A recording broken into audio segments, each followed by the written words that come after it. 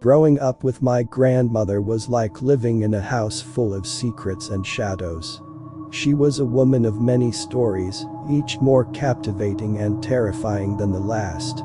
Her most repeated tale was the warning about a chest in the attic, a relic entwined with family lore and caution. "That chest holds more than old memories," she would say, her voice dropping to a whisper. "It holds whispers of the past that should remain silent." Her eyes, usually warm and gentle, would turn stern whenever the chest was mentioned. "Your grandfather wasn't the first to be tempted by what lay inside, and he won't be the last. But mark my words, John. Opening it could unleash what was never meant to be set free. Spirits don't play by our rules." Chills would race down my spine every time she spoke of it, a dark thrill that sparked my curiosity and set my imagination alight. Despite, or perhaps because of her warnings, the allure of the chest grew stronger with each passing year, a beacon calling to that reckless spirit within me. I didn't believe in fairy tales of haunted objects, not really. At least, not until that fateful night. It was a rainy evening when my friends, Monica and Jake, came over. The rattling windows and howling wind set the perfect backdrop for what would become the most unnerving experience of our lives. "Let's see what's really in that chest," Jake suggested, his voice barely audible over the storm. My heartbeat quickened. The very idea was electric, daring us to defy my grandmother's solemn warnings. When we pried open the creaky old chest, there it was, the Ouija board, nestled among dust and forgotten relics of the past. Rain tapped against the windows like fingertips, an eerie percussion to our growing excitement mixed with fear. I could feel the air thickened with anticipation as we brought the board downstairs. That night, gathered around the board in the dimly lit living room, the atmosphere was tense, as if the house itself was holding its breath. Shadows clung to the walls, stretching and shifting unnaturally. We placed our fingers on the planchette, each of us sharing a nervous glance, silently asking if we should proceed. "Are we seriously doing this?" Monica's voice trembled, but her eyes sparkled with an adventurous gleam. "Yes, let's find out what's out there." My voice was steadier than I felt. With a sense of daring bravado, I asked the board, "Is anyone here?" The planchette shivered under our fingers, moving slowly but with unmistakable intent, inching toward yes. My skin prickled as if the shadows themselves were watching. "Whoa. Did you move it?" Monica asked, a nervous laugh escaping her lips. The candlelight flickered, casting a sudden, ghastly glow across Jake's face. His expression, usually full of mischief, was replaced with something graver, more aware of the unknown we had beckoned. The room seemed to contract around us, darkness seeping into every corner. "What's your name?" I continued, and we watched in breathless unison as the letters spelled out D-A-N-I-E-L.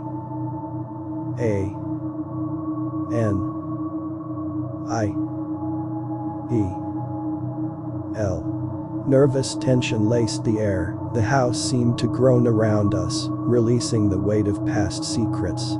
And then I felt it, a cold breath against my neck, a whisper carried on the air, saying, "Stay with us." The feeling was oppressive, the shadows in the room thickening to a sentient malice. Just then, the lights flickered violently, plunging the room into an abyss of darkness between flashes.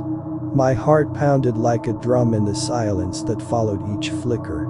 Suddenly, a muffled thump resonated above us, echoing through the wood like distant footfalls. "What do you want?" I asked, the courage in my voice ebbing with each maddening sound. "Leave now," the board spelled with a thunder of decisiveness, as if the very house was commanding us. The whispers turned to cacophony, ethereal voices rising in a sinister crescendo that filled the room with an unseen presence of dread. In a blur of fear, the planchette shot off the board and landed with a sharp crash. Instinct took over. "Run." Jake's voice pierced the chaos. A monstrous laughter echoed through the walls, mocking our feeble attempts to flee its realm. After we bolted from the house, gasping for breath under the pale moonlight, a heavy sense of relief washed over us. The house stood silent behind us, its windows dark like lifeless eyes. "I think it's done," I said, trying to persuade both my friends and myself. Whatever it was, we stopped it. Monica nodded hesitantly, still glancing back at the house with wide eyes. "Yeah, maybe it's over," she agreed, though her voice was tinged with doubt. Jake let out a shaky laugh. "I knew it was just a silly game. Let's get some rest." Relieved but exhausted, we returned inside. The living room where we had unwittingly unleashed something dark felt strangely normal now, as if the night's terror had been nothing but a dream. One by one, we settled down to sleep, weariness overtaking our fears. The quiet of the house seemed to wrap around us as we drifted into a restless slumber. But as the deep hours of the night unfolded, the peace was slowly shattered. It began with soft rustling, like footsteps stealing through the shadows. I half woke, the noise mingling with my dreams. Just as I started to drift back into sleep, a loud, heavy thump resonated from the attic. It was like something large had fallen, echoing through the house, as if a weighty presence had shifted above us. "What was that?" I gasped, jolted awake, my heart racing now. The others were stirring, confusion and fear in their eyes. A second thump followed, louder this time, sounding like a heavy object crashing to the floor. Monica shot upright, her face pale. "Did you hear that?" she whispered, barely containing her fear. Jake blinked in the dim light, panic dawning on his face. "We shouldn't have come back here," he muttered, his voice trembling. I could feel a cold sweat forming on my brow as the realization hit. We hadn't escaped. Whatever we had invited in was still with us. As we exchanged glances filled with dread, the air grew heavier, thick with an unsettling energy. "We need to end this," I said with determination, the urgency sharpening my voice. Gathering our courage, we rose together. We lit a candle. Its weak flame flickered along the walls, casting long, quivering shadows. In the living room, the tension was electric, shadows swirling as if disturbed. The Ouija board lay there, still and silent. "This ends now," I declared, my voice unwavering. I picked up the board with trembling hands and set it back in the center of the circle we formed. We began to chant words of banishment, the room thick with our resolve.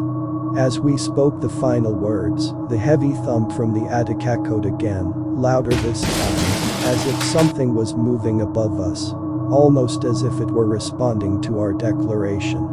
It shook the walls, reverberating through the floor beneath our feet. Breathing deeply, I felt the oppressive weight begin to lift, the atmosphere lightening as if a great burden had been released. We hugged tightly, glad to be together through the night's trials. But even as we celebrated our victory, I could not shake the sense that we had learned a valuable lesson.